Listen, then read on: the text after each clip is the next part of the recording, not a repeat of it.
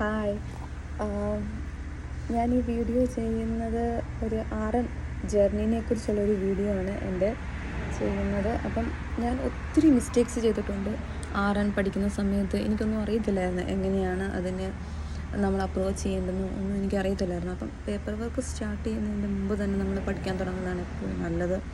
പിന്നെ ഞാൻ ആക്ച്വലി ഒരു ഇൻസ്റ്റിറ്റ്യൂട്ടിൽ ജോയിൻ ചെയ്ത് ഓൺലൈനായിട്ട് പഠിക്കുന്നുണ്ടായിരുന്നു. എന്നാലേ ഉള്ളൂ നമുക്ക് നന്നായിട്ട് തിയറിയും കാര്യങ്ങളൊക്കെ ക്ലിയർ ആകത്തുള്ളൂ പെർഫെക്റ്റായിട്ട്. നമ്മൾ നേഴ്സിംഗിന് പഠിച്ച് എല്ലാ കാര്യങ്ങളും നമുക്ക് പഠിക്കേണ്ട ആവശ്യമില്ല. അത്യാവശ്യത്തിനുള്ള കാര്യങ്ങൾ ഈ സിലബസിൻ്റെ അകത്തോടെ നമുക്ക് പഠിച്ചാൽ മതി. അപ്പം നമുക്ക് നന്നായിട്ട് കണ്ടൻറ്റ് ക്ലിയർ ആകുകയും വേണം. അതുപോലെ തന്നെ ക്വസ്റ്റ്യൻസ് സോൾവ് ചെയ്യാനുള്ള ട്രിക്ക് അതറിയണമെങ്കിൽ നമ്മളൊരു ക്ലാസ് ജോയിൻ ചെയ്യുക തന്നെ വേണം കേട്ടോ. അല്ലെങ്കിൽ ഇച്ചിരി പാടാത്, നമുക്കങ്ങനെ മനസ്സിലാകത്തില്ല. ABC ചിലതിൻ്റെ അകത്ത് നമ്മൾ എയർവേ ബ്രീത്തിങ് സർക്കുലേഷൻ യൂസ് ചെയ്യണമെങ്കിൽ ചില ക്വസ്റ്റ്യൻസിൻ്റെ അകത്ത് നമ്മൾ പെയിൻ ആയിരിക്കും പ്രയോറിറ്റൈസ് ചെയ്യുന്നത്. അപ്പം ഓരോന്നും വ്യത്യാസമുണ്ട്. പിന്നെ എൻ്റെ ഏറ്റവും വലിയ മിസ്റ്റേക്ക് എന്ന് പറഞ്ഞു കഴിയുമ്പം എനിക്ക് ഏറ്റവും ഇഷ്ടപ്പെട്ട എൻ്റെ ടോപ്പിക് എന്ന് പറയുമ്പോൾ എനിക്ക് കാർഡിയോളജിയും പിന്നെ OBGY ആണ്. അപ്പം ഞാൻ എപ്പോഴും കൂടുതൽ ഈ ടോപ്പിക്സിനാണ് കൂടുതലും എനിക്ക് ക്വസ്റ്റ്യൻസ് ചെയ്യാനും തിയറി പഠിക്കാനും ഇഷ്ടമുണ്ടായിരുന്നത്.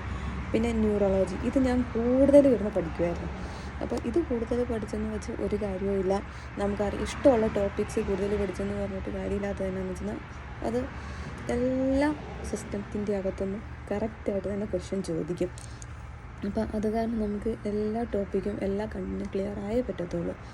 അപ്പം ഫസ്റ്റ് ഞാൻ പറയുന്നത്, നമുക്ക് ഇഷ്ടമില്ലാത്ത സബ്ജക്റ്റ്, ഇപ്പം ഫോർ എക്സാമ്പിൾ എനിക്ക് ഫാർമക്കോളജി ഒട്ടും ഇഷ്ടമില്ല. അത് കാരണം ഞാൻ അത് ഏറ്റവും അവസാനം വെക്കത്തുള്ളൂ.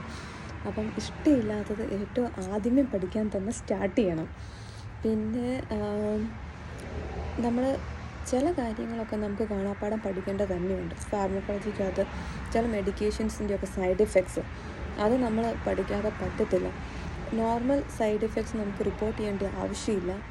എന്നാൽ അഡ്വേഴ്സ് എഫക്ട്സ് നമുക്ക് അതിൻ്റെ റിപ്പോർട്ട് ചെയ്യേണ്ട ആവശ്യമുള്ളതാണ്. അത് നമ്മൾ അറിയണമെങ്കിൽ നമുക്ക് കണ്ടൻറ്റ് ക്ലിയർ ആയേ പറ്റത്തുള്ളൂ.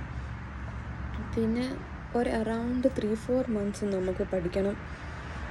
ജോലി ചെയ്തുകൊണ്ട് പഠിക്കുന്നവരാണെങ്കിൽ ചിലപ്പോൾ അതിൽ കൂടുതൽ സമയം എടുക്കാം. പിന്നെ ഒരു അറൗണ്ട് നമുക്ക് 60-65 ഒക്കെ എനിക്ക് കിട്ടുന്നുണ്ടായിരുന്നുള്ളൂ പെർസെൻറ്റേജ് ഞാൻ പ്രാക്ടീസ് ചെയ്യുമ്പം. ചില ടോപ്പിക്സിനൊക്കെ ഞാൻ പറഞ്ഞു, എനിക്ക് ഇഷ്ടപ്പെട്ട ടോപ്പിക്സിനൊക്കെ മാത്രമേ എനിക്ക് 98 വരെയും കിട്ടിയിട്ടുണ്ട്.